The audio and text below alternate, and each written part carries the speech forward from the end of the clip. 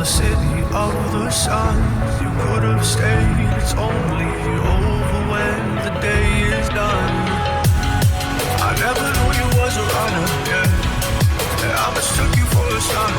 It don't matter what we think when it's all over. 'Cause this is our last chance to leave it all behind. Raise your voice and raise your power, yeah. This is our last chance to leave it all behind. Raise your voice and raise your power, yeah.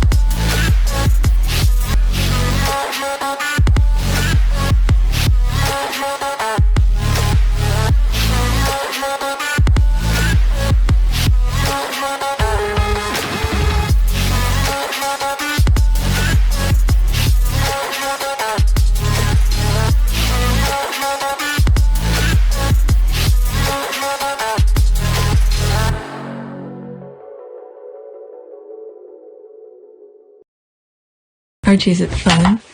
Fun. Fun. After me. Ready? Happy? Happy.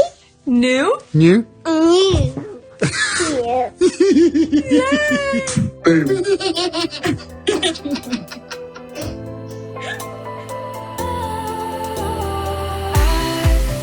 Was wrong to say I wouldn't change a thing, 'cause in the story of our lives, the best of times through color glass, time rolls on enough to let me move on past, but every little now and then it creeps on back to shade my smile.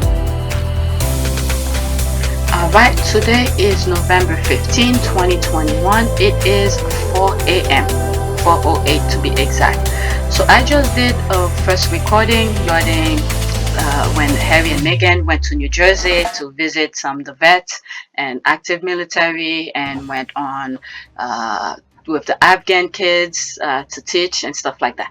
So now I'm doing Meghan's interview. I'm way behind a lot of stuff, so I'm trying to record as much as I can while the house is quiet, and then once I have time, I could always edit them. All right, so this is one of the things that I just showed regarding the Ford Fiesta. Let's go over Come it on, one more Rachel, time. that's only because the paparazzi aren't interested in trailing Sophie of Wessex around, because it doesn't sell newspapers, and you know it as well as I know it. You can't say Meghan compared to Sophie. It's not. It's like comparing a Ford Fiesta with a Lamborghini. I mean, the two, forgive me, Sophie's a good egg. And you know, the royal family needs, you know, good, hardworking, loyal people. But Meghan has star quality, which is why we keep talking about her, and we keep coming back to Meghan, because let's face it, we all miss her a bit. All right, so I just wanted to have that. All right, so now let's focus on that, because I haven't touched it yet. All right. Oh, this one. Okay, I put it first because when it first came out, I should have shared it with you. Is that Malala married? Okay. Today marks a precious day in my life. That's Malala. Okay. Sir and I tied the knot to be partner for life. We celebrate a small nikah ceremony at home and Birmingham with our families. Please send us your prayers. We are excited to work together for the journey ahead. All right. So this was a very long time ago. I should have shared it with you since November 9th. All right. Before Harry and Meghan, were they in New York yet? No. All right. So let's look at some pictures and just to congratulate her. Wow. My goodness. I'm saying all that is because what she went through. What she went through, I'm saying, oh my goodness, that's what went in my head. Usually a lot of things goes in my head I don't share.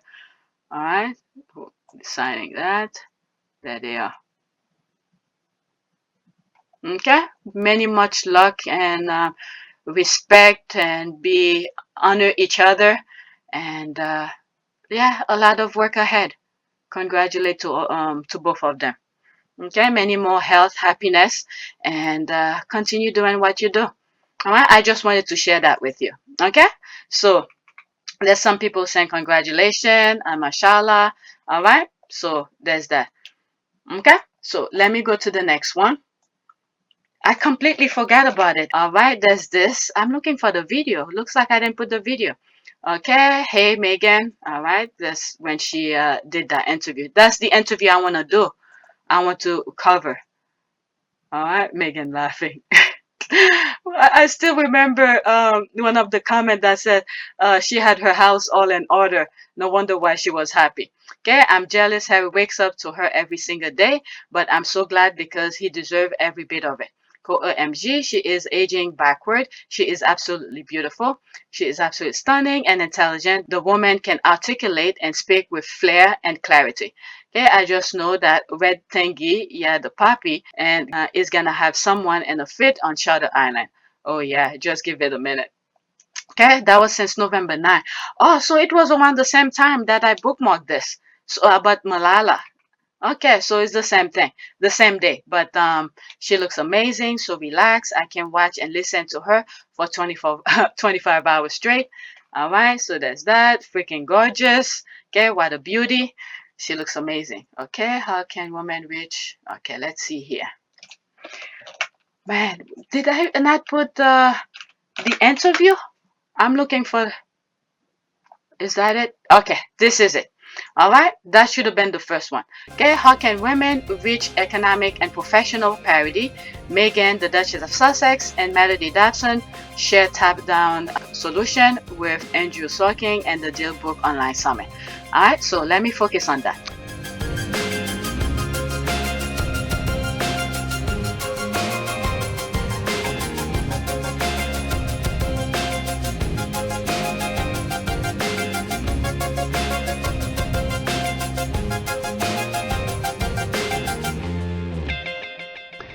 Welcome back to Dealbook. Mellody Hobson is here. She is one of the most senior black women in finance. She's the president and co-CEO of Ariel Investments, the first black-owned money management firm in the United States, which oversees $17.3 billion in assets. She's also the chair of Starbucks, and she's been with us before, and we're thrilled to have her back. Okay, this is supposed to be a review. I didn't fully listen to the whole thing. The first thing I want to say here, this is when a woman who have their own title, this kind of thing. Look how he acknowledged her, not as, you know, Lucas' wife or something like that. He introduced her of her own merit, this kind of thing.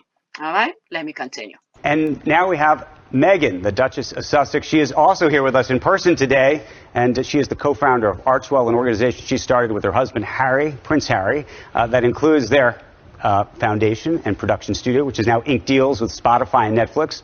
And we want to talk to them about... Same thing with her, all right? With the things that she does, okay? And because they did it together as husband and wife, so they mentioned that, the thing that she does, okay? So that's one thing. This is the review that I'm doing. How women can reach economic and professional parity, the role of women in business and society, and what has to happen next. And I want to thank both of you for joining us. Thank you for having us. Thank you so much. Here's where I want to start the conversation, because I don't know if people know that you have been doing this, which is to say that you have been working the telephones, from what I understand, about the issue of paid family leave as part of this infrastructure package, talking to senators and congresspeople and all sorts of things. And the reason I bring it up is... Okay, another thing here. By now, you guys should already watch it. This is the review. And I did warn you in many other videos that I want to do a review of that. The other thing is that some other videos that I've mentioned, Meghan doing the hard work in the background. Okay, there he is mentioning some of those things here, making phone calls and all of that. And then at the end of all her fighting and all of that, what do we get? We get the final product, the beauty of things, where she contacted them and all of that. All right. the final product. But I mean, it's not a done deal yet. They're still fighting for that. But and I think what's his name? Savina's husband, Oharian, Alexis Oharian, had a video about that also regarding family pay leave. They're advocating for that as well, just to give you a hint. Okay, these are the causes that they stand for. Because you have made this issue and women a central one for you. And I'm sure there's people in the audience who are saying to themselves, you know what? I don't understand. She has this great privilege. How is this and why is this her topic? So I thought we'd start there. Sure, let's start there. I mean, I think you mentioned privilege. My husband has always said with great privilege comes great responsibility.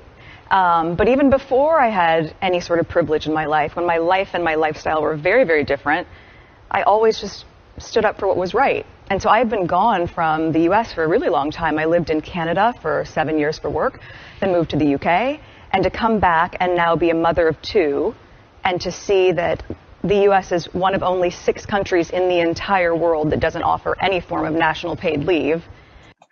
The other thing I want to highlight with what she said here, she's like, you know, I like the way she progressed to how she answered the question, because throughout her life wasn't always like that. So she told you, you know, I wasn't always in that position of privilege.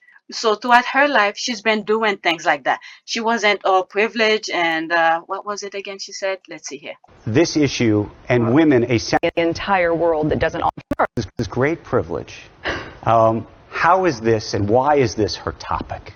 So I thought we'd start there. Sure, let's start there. I mean, I think you mentioned privilege. My husband has always said with great privilege comes great responsibility. But even before I had any sort of privilege in my life, when my life and my lifestyle were very, very different, I always just stood up for what was right. Her lifestyle was very different, but the core thing here is to stand for what is correct. Okay? What's right. So this is within her. It's not something they just told her, go advocate for that. So this thing was always for her, within her. All right? This kind of thing. And so I've been gone from the U.S. for a really long time. I lived in Canada for 7 years for work, then moved to the U.K. And to come back and now be a mother of two, and to see that the U.S. is one of only 6 countries in the entire world that doesn't offer any form of national paid leave, just didn't make sense. So I guess my approach was the same as it's been since I was really young. When I was 11 and I saw something that... And the reason we don't have those pay leave, so many people are not paying attention. Those millionaires, billionaires, okay? They're always on top of all of this to make sure you don't get those kind of things. All right? To pay those politicians, to make sure those kind of laws don't pass. So you guys need, us, me, everybody need to pay attention and ask for that. Okay? Choose people who will, you know, give us this kind of a right. All right? So that's one thing. It was wrong on TV. I put pen to paper and wrote a letter about it. So on this, I said, well, let me write a letter and let me pick up the phone and make some calls and see if I can help. It's just, to me, it seems like a really logical and obvious thing to do, and I'm happy that I'm able to support it. What? And the thing is that she's telling him that, look, I've been doing this since I was a child, so this is not new, pretty much. And she gave example about when she was 12 or 11, writing to Congress and First Lady and all of that regarding the soap dish thing. All right, so she has something to back her for what she's doing now. What happens when they pick up the phone and you say it's Meghan? You say it's Meghan, the Duchess? I introduced myself. The whole thing? Yeah, I mean, well, you know, it's so funny because they're not planned calls, right? So I just get the phone number and I call and just have a conversation. Yes, people are pretty surprised, I think. And the reaction, though, I mean, has it been positive? I think this is one of those issues that is not red or blue. We can all agree that people need support, certainly when they've just had a child. And we have a 5-month-old baby, so it's a really sensitive one for us. We have the luxury of being able to have had that time, not just for moms, right, but for fathers as well, to be with our newborn. And I think if this entire country, if we valued American families in that way, as we should, it sets us up for economic growth and success, but it also just really allows people to have that very sacred time as a family. And you know what comes to mind as I'm listening to her, and she's saying, you know, she has a 5-month-old and stuff like that. The thing is that as Harry and Meghan going through life, as they're experiencing things, and certain issues popped up as they, working life together. So was one of those issues that probably prompted her to talk about it, pay for family leave, this kind of thing. Because she realized, look at me here. I just have a baby. I'm home. You home with me. Why can't other family have that too? All right. So she advocate for that while she's experiencing it. So these kind of things are not being forced on her. You must do this. You must do that. So she's going through life. She's experiencing and she's thinking of others. That's one thing that I get out of that. All right. Get to Mellody, but I have one other question. Do you have any anxiety about getting involved in politics? I don't see this as a political issue, frankly. Look, there's certainly a precedent amongst my husband's family and the royal family of not having any involvement in politics, but I think this is, paid leave, from my standpoint, is just a humanitarian issue. The thing is, the squad or something, I saw that clip where they said my husband family, the squad just went with that part and said, look, she identified them as that. Okay, her husband family. But, and all seriousness, this is humanitarian issue, and this is what they stand for, humanitarians kind of stuff. So they see that, okay, there's some families who's struggling, okay, who's trying to put food on the table and raising a family. So if this family just had a baby, give them that few hours or few days with their babies, or month or whatever it may be, so they don't have to worry about their job. All right. So this humanitarian. So I like the way she put it. And this is what's good about it. She's relaxed. She think before she respond to her, she give her responses, and they're trying to, get her to say something stupid. It's obvious. It's a clearly humanitarian issue. Oh my God. It's only 3 minutes I've been in it. Mellody, I want to talk to you about something that you wrote earlier this year. And you said, why is it so hard for people to talk about money? And you talked about how when you were a child, you said, as a child, I was desperate to understand money, not to make it, but to master it.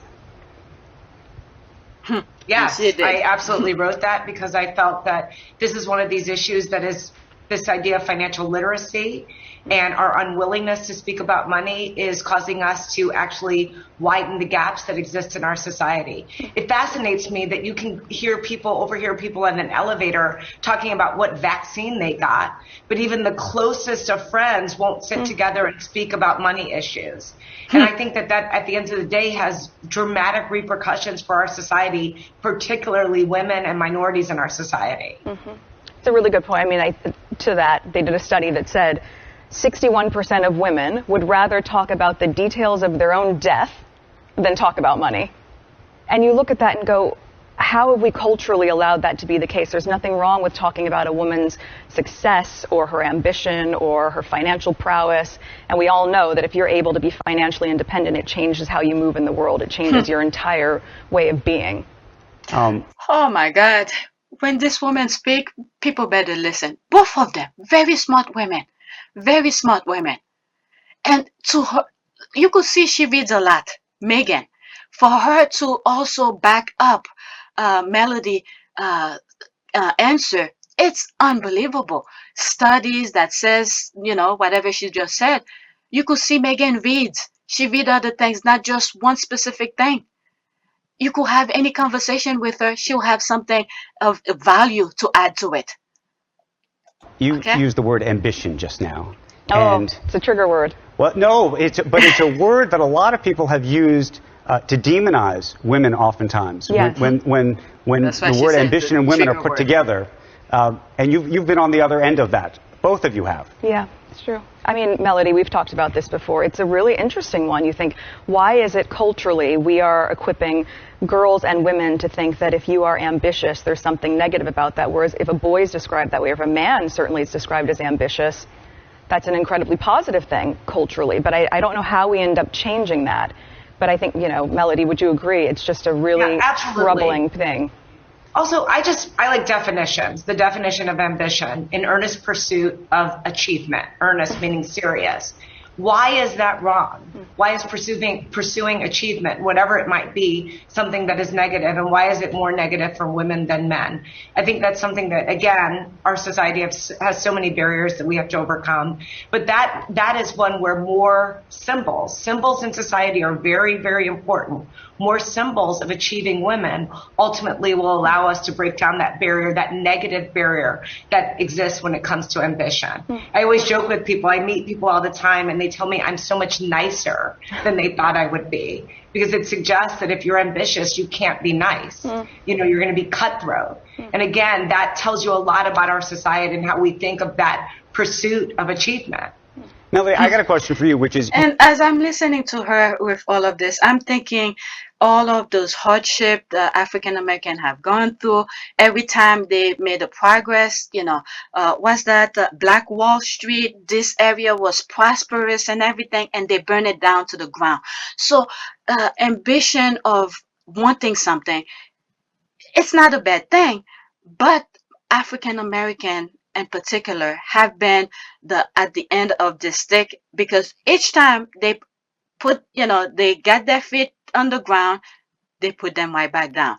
But when you hear these ladies talking, it's it's very good. But I was just thinking about that as she said that, the Black Wall Street and what happened there. That crossed my mind as she was saying that, because can you imagine if we had continued moving forward, how far we would have been? And this is why they're afraid of it. Okay, they want African American to be in need, to be asking, you know, to be on social service. Although it's not a bad thing, but they want people to be in need of them. All right, let's continue. You're also a boss. You're like a big boss now. Do you think that you have to be different as a woman as a boss? At times.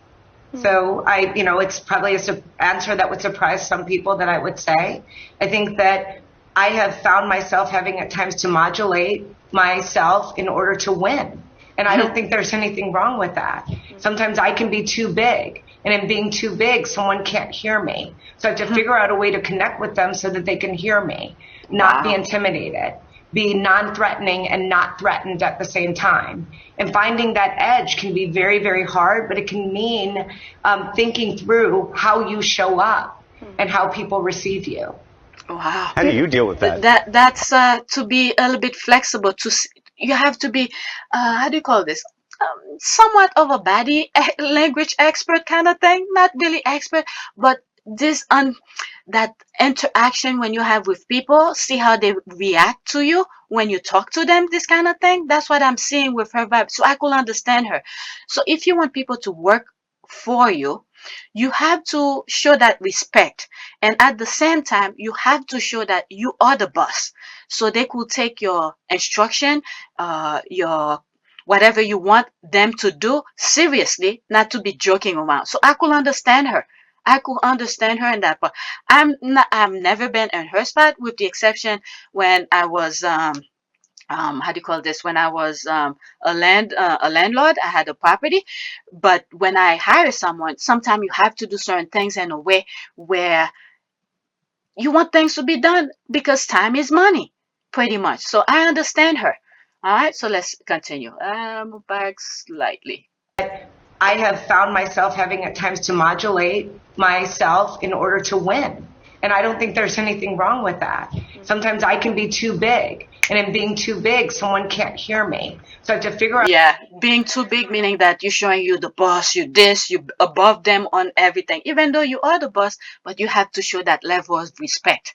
All right, so I understand her in that sense. A way to connect with them so that they can hear me, not be intimidated, be non-threatening and not threatened at the same time. And finding that edge can be very, very hard, but it can mean thinking through how you show up and how people receive you. That is very. How do you deal with that? Oftentimes you walk in here and it's like you're bigger than life just walking in. Is that how you felt just now? Yes. No. I mean, the whole place lit up. Absolutely. That's why. Well, you know, we don't get out much, so I don't personally. That's the part. Only this part the squad got. They said we don't get out much, and the squad was like, I know, okay, or we know. All right, let's continue. Feel that way. I still see myself as the same that I've always been, right? I've always been a hard worker. I have There it always, is. the people that know me well, and some of them are here today, I've just always been the same. And so I think Melody's point is a really strong one in that the perception might be different, but if you are really grounded in who you are, and That's your it. ethics and your values, and I Oh don't my know, God. Ethics and value. What have I always said in my videos? Ethic and values, core values. Once you have that, you remain true to yourself. There it is. Okay, squatties. Have I been saying that? I even have a thumbnail that says core value, and you have her as the picture on it. Okay, let's see. I have always, the people that know me well, and some of them are here today, I've just always been the same. And so I think Melody's point is a really strong one in that the perception might be different, but if you are really grounded in who you are, That's it. and your ethics and your values, and Thank you. I don't know, I show up in the same way that I always have. Okay, I've How said much do you this. think this whole issue of perception, and specifically for I women, like when she does. is a function of or being impacted and influenced by the media and the world of social media? I mean, I think that's something that a lot of people are grappling with now. Facebook came out recently, I wouldn't say they came out with it, but there was information leaked about sort of the impact that social media has on young women. But how does that, you think, impact the sort of larger issue? The entire environment of social media, not just social media, media in a broader sense as well. I think there is really legitimate media, but at the moment you see, in many ways, social media feeding into that. So it becomes a race to the bottom because this clickbait culture has made it There so it that is. something that's salacious is more interesting and gets more pickup and can be monetized. Right. There's the thing. Okay, Bat Sentinel. I'm thinking of Bat Sentinel, and also YouTube is trying to do the same thing with me because when I bring certain videos, certain topic, they're trying for me not to make money off of it. So which will and in turn discourage me from making those type of videos. But guess what? I wasn't all about the money, and some of you who have donated have helped me subsequent on that. Okay, so this is the thing here. That's what I'm thinking while she's saying it. So that ends up being the thing that feeds the entire environment of the media. I think the challenging piece there is that in many ways, because it is so quick and rapid in how it's being delivered, it's about creating the news rather than reporting the news. There But it the is. She said damaging that effects of again. that, specifically for women, especially for young girls, is impossible to even quantify. Mellody. But it can be harnessed for good. It can be harnessed in the other way. I've been watching the Muhammad Ali documentary by Ken Burns. That's a classic example of a look back at an individual who was extraordinarily controversial at the time, and just being able to see the totality of their impact on a society and understand the greatness that was there. No pun intended. He was the greatest in so many ways. And so the question is, how can we very, very carefully curate some of those messages, especially for young people, in a way that will lead them, again, to be ambitious and aspire for that same kind of greatness. Well, and also, And the thing that I got with Mellody putting the positive into the social media, which I've said before also, is that social media was created to do something good, for people to connect with each other and, share good ideas and stuff like that. It's when the negative mind inserted themselves in it and find the negative aspect of it to do the bad. That's when social media become negative.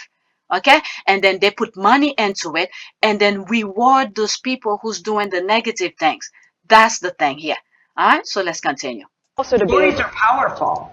Well, but also to be able on those platforms to have some way where you are incentivized to promote things, as you're saying, Mellody, that are positive and good and There it true. is. There right? it is. But right now, if you're getting paid for the most clicks and you're getting more clicks when people are hate clicking on things, then without question, you are perpetuating a cycle, especially in the entire period of lockdown, right? With lockdown, let's say someone before that had, 5 hours a week that they could invest in just scrolling online.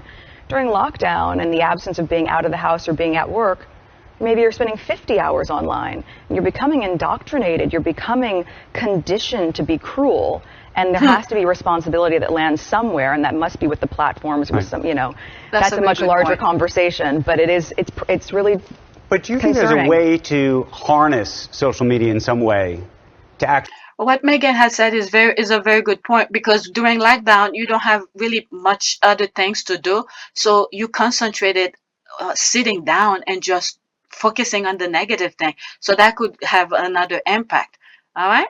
That's a good point. Let's continue. Actually help with these issues we're talking about now in terms of this issue of parity and some of the issues that you've been talking about, whether it be paid family leave or anything else. You know, I think that there are ways to make strong changes on social media platforms and with the media in general, but people have to be brave enough to do it. In terms of parity, I think, you know, right now the demonization that you're talking about for women if they're being called ambitious, one of the things that seems like such an easy solve from my lens, and we talked to some friends about this as well, you look at Instagram, for example, there's a like button or there's comments. So you have to, if you disagree with it, comment in a really vitriolic way.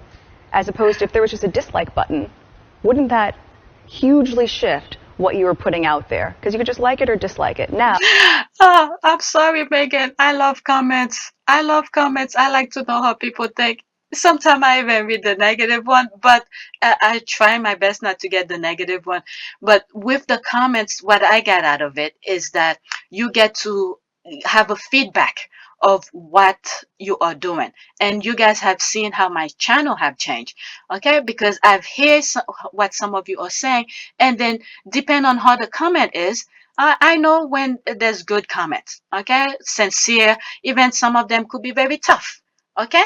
When they are sincere, I look at myself and try to change. My channel was never like that, but I understand Megan as well, okay. But people have different set of mind, different way of taking things. Some people cannot take negative comment and they become very, suicidal or anything like that. But the thing is that I don't know. I love comments. Sorry. you either like it or you have to say something negative. And it's just adding to this really unfortunate cycle that is, that I think is having a ripple effect on women across the board.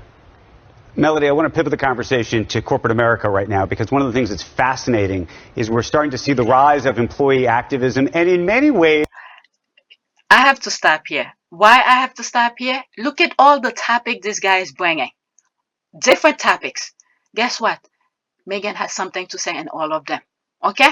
So this is where Megan is a very smart, intelligent person. You could have any conversation with her. She'll give you her opinion in an intelligent way. That was the point that I got on this one.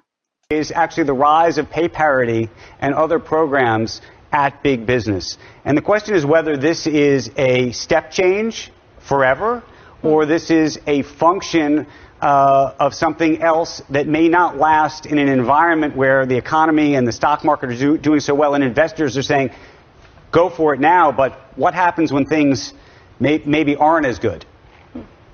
I think we've had plenty of examples in labor relations in U.S. history of step changes that actually became lasting. So you can look back to things like child labor. You can look at things of conditions in factories. I think that pay equity is one of those issues where we are seeing step changes based upon companies really committing themselves to measure. I always like to say math has no opinion. If you have the... And the thing she brought here, child labor, this has to do with history. What's the other thing that I used to say? Where a group of people come together, I can't think of the word right now, to work together to have a common goal at work, okay, to get those benefits and all of this. When I'm editing, I'll put it on the screen. But this has to do with that. The math, it'll tell you where you are. So I think some of the things that are happening right now are a direct reaction to the long economic expansion that we have been in this society, as well as the tight labor force that we have. We've seen this movie before. We saw that in the decades that followed World War II in terms of worker empowerment, but those changes didn't necessarily go away. So I think there's a language that is forming that is a common language. And I actually think because of the viral nature of our society, corporations and corporate leaders are being held accountable in a very different way than in times past. But you think that the investor class, which you represent, long term is going to say this is the way and we're willing to invest in this and possibly, by the way, make less profit in the short term as a function of it? Well, I think what the Business Roundtable did when they said that the role of a corporation is more than just making profits, to look after all of their relevant stakeholders. Certainly that is the investor. That is also the person that works inside of that company, as well as the broader community. That was a bold moment when corporate America united in that point of view, because it is actually true. If you want to be a successful, world-class 21st century company in this country, you have to mind all of those constituents and make sure that you're creating an environment that where people want to come and work, where customers want to come and use your services or buy your product. So and to the extent that it doesn't exist, over time, you will become less relevant. So I think at least the investor class, from an aerial investments perspective, we think these things matter. These social ills of our society, the social issues of our society, are at the feet of corporate America in a different way than they ever were before. And if you don't believe me, think about things like 10 years ago, 5 years ago, we didn't have live shooter drills or mental health benefits. Corporate America realizes they have responsibilities that extend way beyond just pure profit. But it's also a responsibility that benefits them, right? You don't have to do it for a tokenistic way. It will. I think there was something that said if there was parity within the workspace, it would add $12 trillion to the global economy. And you look at just the cultural stigma and just the systems that need changing. You know, it wasn't until the 70s in the U.S. that women could access an independent line of credit. That was when my mom was growing up, right? The 70s is just a minute ago. And you look at that and think of how much progress we still need to make if women are making something like 84 cents on the dollar and black women are making 63 cents on the dollar. If we are able to keep pushing forward, and that comes and starts young, right? If I was ingrained at a young age to understand more about the stock market or have financial literacy, how different that would put me in the world. Because even though I grew up clipping coupons, and now that's ingrained in me as well. My values haven't changed. Hold on. Are you still clipping coupons? I'm Seriously? Do they have coupons anymore? I don't know, but I will never buy anything online without finding an online promo code first.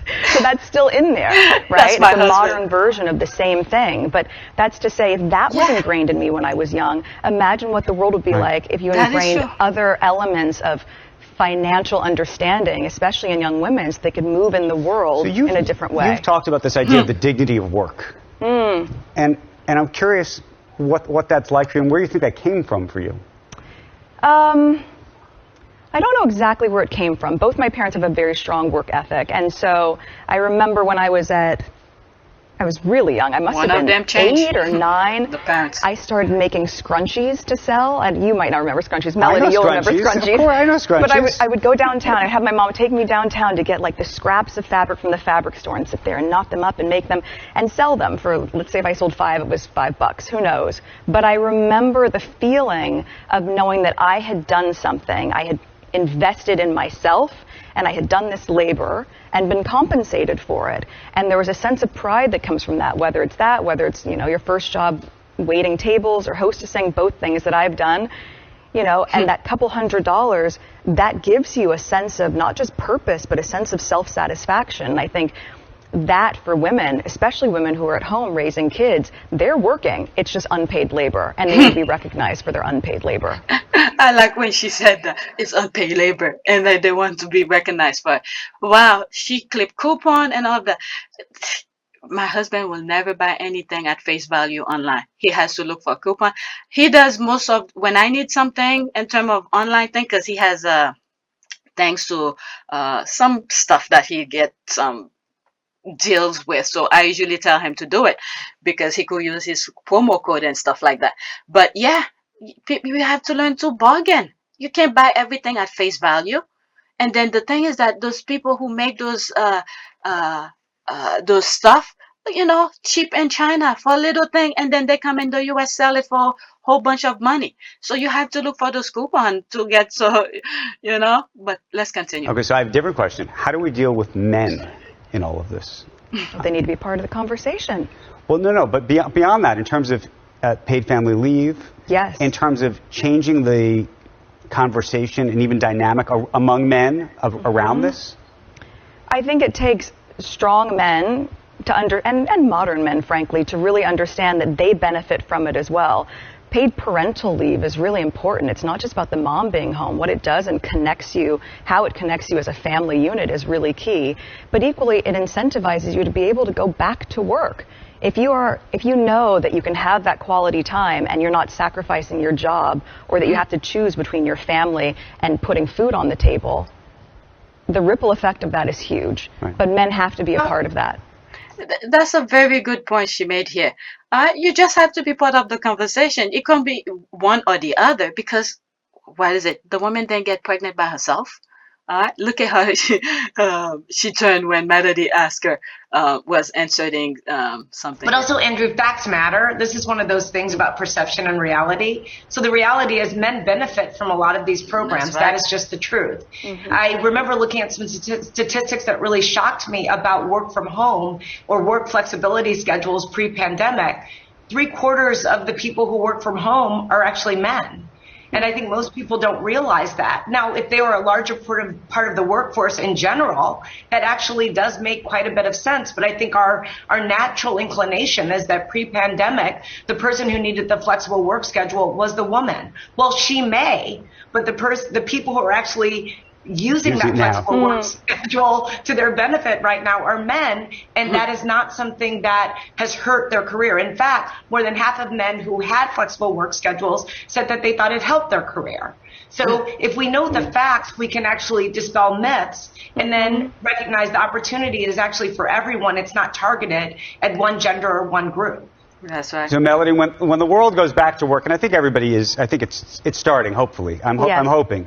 Do we think that Zoom culture is going to persist? And do we think it is a leveler, or do we think it is the opposite, that proximity to power still matters?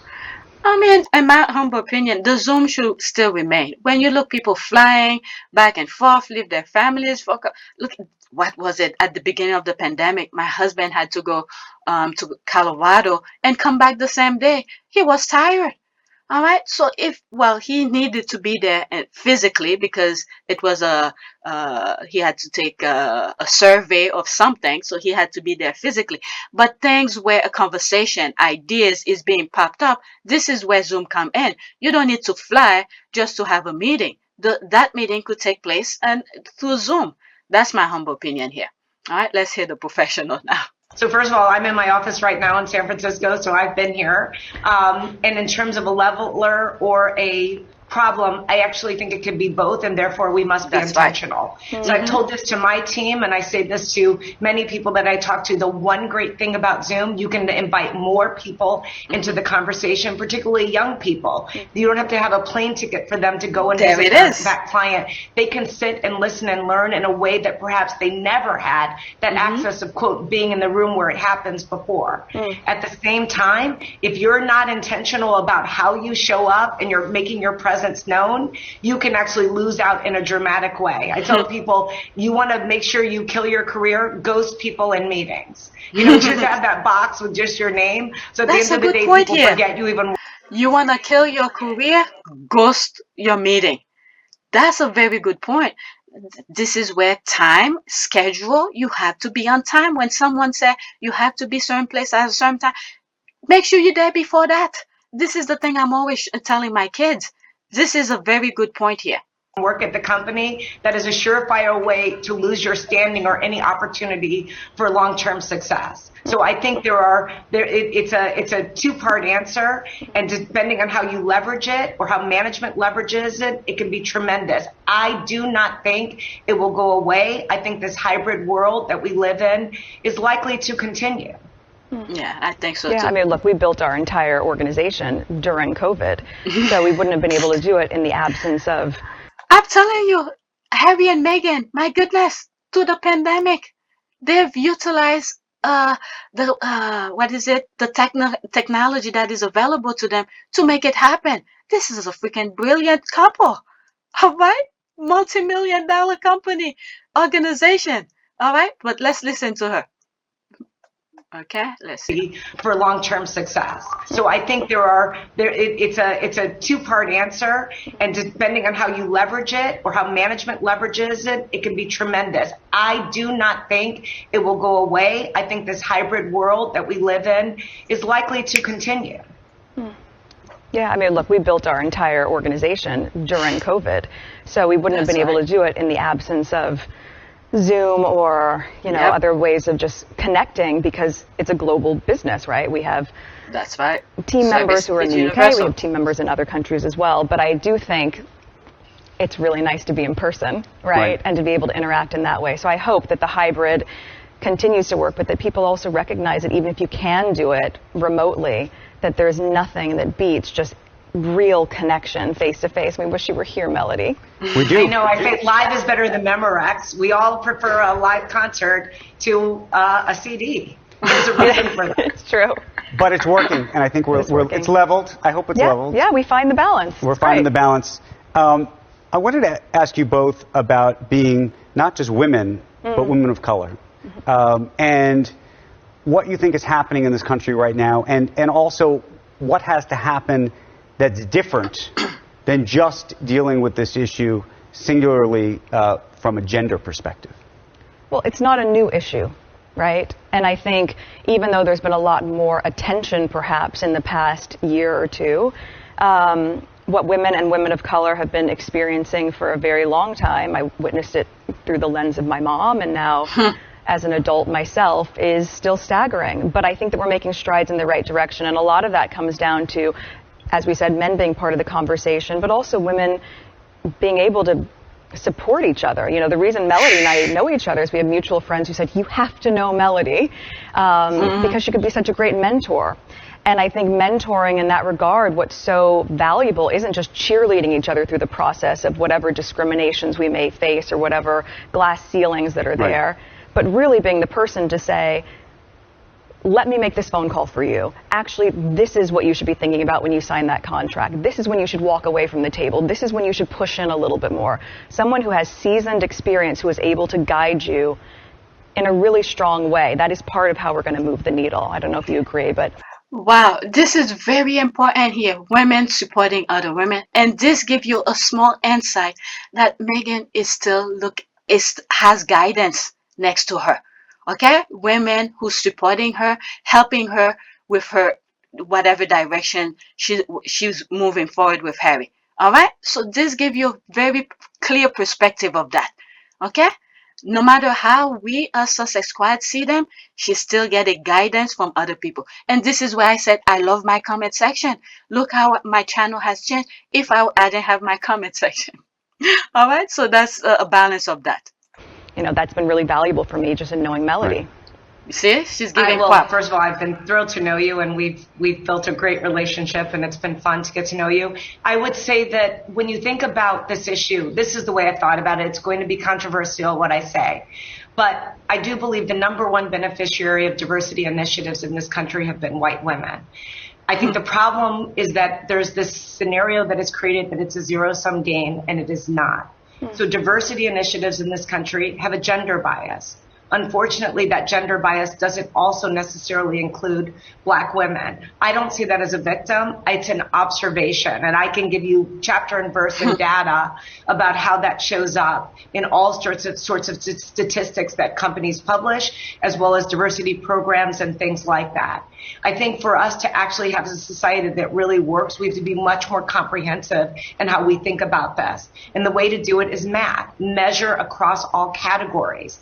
So often when we talk about diversity, we have this multicultural umbrella where we put everyone together. Women, minorities, it's all rolled up together, and it masks all the underrepresentation. I'll give you one simple example. We just passed a $2 trillion infrastructure bill in this country. The U.S. government has a mandate that with government spend, 5% must go to women and minorities. Now, here's the thing. Women represent 50% of the population. Black people, 14.2%. 5% goes to women and minorities. These are the kind of economic imbalances that exist that have to actually be addressed. This is the thing where you have smart people who looking at the pie, okay? The pie. Seeing this is such and such amount of people here, such and such amount, but this small amount goes to this minority. My goodness, this is brilliant. And the other thing that I have to say here before I forget that thought, this is the thing. The other one in the UK could have benefited. Okay, whatever she's not strong at, she could have get it from Meghan. Okay, look at Meghan here. As smart as she is, she's still looking for mentor. Okay, she's still getting mentoring and things. And there's one of those thumbnails that I did, and I said they are in good hands. That was way before all of this. Okay, this is what happened when you have good people around you. All right, people were telling her, okay, you need to meet her, you need to meet Mellody, this and that and that and that, and look at this. All right, they got to know them, and then look at this, they're moving forward. Okay, that's another point here. And they need to be addressed in a more granular way. One of the things that you've said, Mellody, is this idea that you don't believe necessarily in quotas, but you believe in targets. What do you mean by that? Targets are very common in corporate America. We have earnings targets. We have profitability targets. There's a range. We know that if we give guidance in corporate America, we don't get it usually to the penny. We say we'll make between this and this. That is just normal, and we are incented against those targets. CEOs, they're... And this is the thing that usually, I know you guys, I'm going to put this in its entirety without me talking, but while I'm watching it for the first time, this popped up in my mind. When they have those target marginal numbers here, this is where they squeeze the consumers. We need to get this number, this and that. And then when the number is not matching up, that's where they go into the consumers, squeezing the life out of them to get those numbers. All right, that's what pops up in my mind at the end of that. You get what you incent. You incent them to grow earnings for the company or to hit that product launch, or salespeople get incented based upon the business and revenues that they drive. We need those same kind of targets around diversity. People are talking a lot about diversity, but you can't hit a goal unless you set one. I think those goals should be related to the overall demographics of our society. That's the best way to level set and have a plan. Otherwise, I think we're shooting in the dark. And then ultimately, I think those goals should be tied to incentives in order to drive the behavior that we'd like to see. Because so many companies tell us diversity is, quote, a strategic imperative. Every other strategic imperative, again, has these targets and has these incentives. So how are you doing it? You're in the process of building a company. Yes, we are indeed. And is that part of the conversation? And how do you think about targets or goals or quotas or? Well, we just try to lead by example, right? We're a small company, but we have my goodness, the policies that we would like, right? So if I was an my goodness, they were holding this couple back. They were holding them back. Look how much they could have offered them.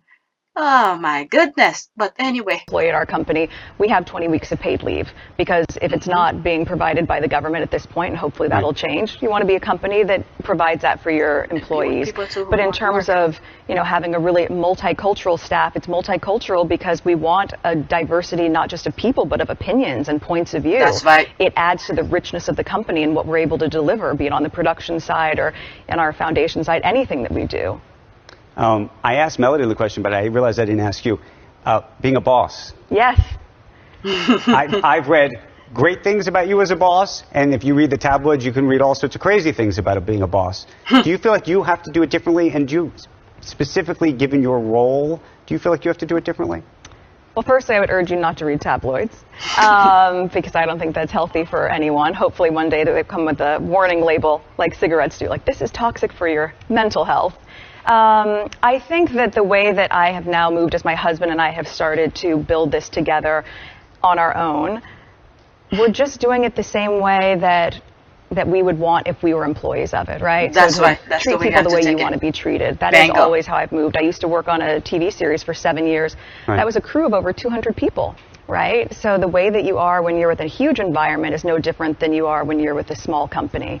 But it's been really interesting. Right. It's great to be in New York and be able to be with so many of our team in person. Are you feeling, by the way, can I just ask you personally, are you feeling just better about everything? No, I'm serious.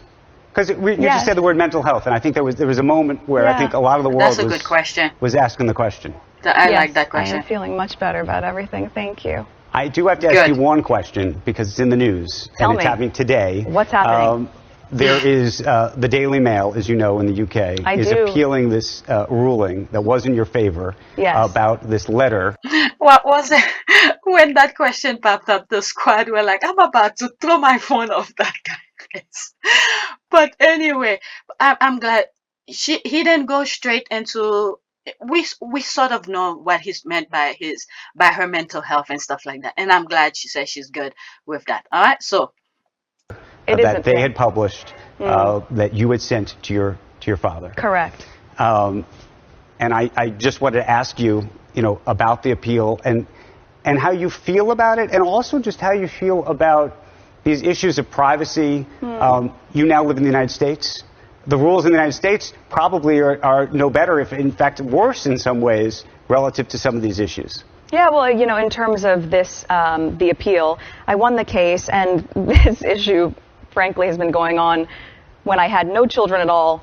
Mellody, I now have 2 children, as you know, so it's an arduous process, but again, it's just me standing up for what's right, which I think is important across the board, be it in this case or in the other things we've been talking about today. At a certain point, no matter how difficult it is, you know the difference between right and wrong. You must stand up for what's right, and that's what I'm doing. Oh my God, I said, this is the only thing she had on them. She's not gonna stop. She's not gonna stop. And then she told that Knopf guy, do not share it with anybody. Bingo. All right, so there. I like that response. Okay, before we let everybody go, Mellody, here's the question. You've been to Dealbook now before. This is now your second time with us. If we do this together, all of us, in 10 years from now, a decade from now, that'll be our 30th anniversary. I guess happy anniversary, by the way. Thank you. Are we still going to be having this conversation? This conversation? What do you think, guys? Sadly, yes, because the data shows, if I just do the math, the rate of change will take a very, very, very long time. And we have to acknowledge that. We need some major, major milestones to be hit for this conversation to go away. And I just don't see how they occur at the current rate. But that shouldn't I agree, but that shouldn't discourage us from trying to make those changes. That's right? So in 10 years' time, it might be a different version of the same conversation, but hopefully a different version in the right direction. And it's so important for women right now to really grasp the place that they have and the place that they should put themselves at the right tables, in the market, to not be afraid to know your worth and to not be able to know your financial worth. So hopefully if people start making those active steps on a day-to-day, then 10 years' time, conversation will still be had, but hopefully a lot better. Well, that's right. We'll I also like never that. know where a breakthrough will occur. Sure. I mean, Rosa Parks just decided not to stand up, and that changed a lot. And that everyone has power. People That's think right. that this is from on high. This is a team sport, the needle that we're trying to move. That's right. That's I hope very we're all good. on a journey. I hope we do have this conversation in 10 years, but it's a different Those one. ladies. If not before then. I want to thank both of you. Thank you. Mellody, thank you. And Meghan, thank you. Thank you for having Appreciate us. it. Yeah, absolutely. We'll be back in just a little bit. Wow, this is a very good conversation. Let's see here, amazing conversation. Let's hope in 10 years we can talk about the progress achieved. Okay, the 30 minutes interview went by very fast, and Meghan and Mellody balanced each other well. But honestly, the business savvy and interview presence of Mellody Hobson was impressive. I could have listened to an hour segment with just Mellody alone. That's right. I even before that, in one of the comments, I was like, I love the way she interviewed Harry on the Obama Foundation. I was like, she's really good. The conversation she follow up to and all of that. I love that. Okay, this chat is amazing. I love every minute of it. I will not be surprised if President Obama and Michelle Obama were the one who introduced Meghan to Mellody. I could see that because they worked together before. Okay, great panel. Mellody Hobson and Duchess Meghan did a really great job addressing important issue in such a short amount of time. Yep, I think so too. This was absolutely phenomenal. I don't think 30 minutes was enough for these two amazing women. We need part 2. Okay, it really was. OMG. Thank you for fighting for justice from age 11. Thank you for Andrew Voss Sawakin for good conversation, and also Mellody Hobson. Okay, I love this. It was just way too short, not to take away from the conversation at all, but Meghan is just gorgeous. Okay, the discussion was awesome and enriching. So happy I got the opportunity to be part of it and listening. Two very smart, articulate women. So proud of them. Okay, fantastic. The entire thing, we got a lot. Okay, like it was very informative. Anyone watching will agree. One of my personal, I love ladies' appreciation. That is their belief that CEOs and corporate America start to mind. Okay, all constituent from shareholders, employees, and global at large win-win. Okay, wonderful conversation. And thank you, Andrew, for your excellent. Okay, I need to wake my kids up. So let's do one more prayer. All right, let's do prayer. Look at this. The last one that I did was for prosperity. All right, let's say here, let's do safety. Okay, health, safety. Let's put safety here. Happiness is good. Let's put safety. Let's just add safety to it because I want them to have all of that. All right, if something new popped up. Safety, prosperity. Let's pick one. Okay, you have been a source of happiness to me, my world, and I pray God Almighty never take away your happiness from you. I pray that joy and success will never depart from your life. All right, let me go to, I'll keep this, but let me see if anything happened and that up, there's none. All right, so that's it. Please take a moment to subscribe, like, and share, and I'll try to record the video again without me interrupting so you guys could listen to it completely. All right, thank you for watching. Now I need to wake up my kids. They need to get ready for school.